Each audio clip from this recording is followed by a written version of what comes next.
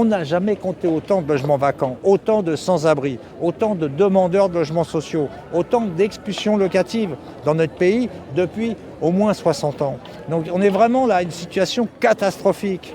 Maintenant, la question qui se pose, c'est très clair, comment faire? Il faut déjà appliquer les lois qui existent. La loi de réquisition sur les logements vacants, plutôt que de mettre en prison les sans-abri qui veulent se protéger de la rue. Il faut appliquer la loi DALO, droit au logement opposable pour les personnes qui sont menacées d'expulsion. Il faut appliquer, faire respecter les rapports locatifs et aussi le droit à l'hébergement jusqu'au relogement qui existe aussi pour les personnes sans abri, mais qui est violé aussi de manière constante. Donc c'est des droits qu'on a gagnés au fil des années, mais qui sont aujourd'hui bafoués. Et puis on a aussi la nécessité, bien sûr, de financer massivement la production de logements sociaux, d'augmenter les APL, de baisser les loyers, de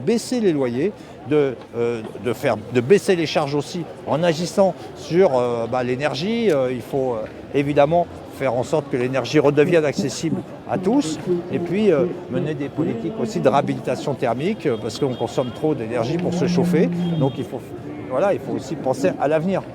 Donc toutes ces questions-là aujourd'hui sont des questions essentielles. C'est notre vie quotidienne, même notre survie. Quand on est dans la rue, on a 15 ans d'espérance de vie.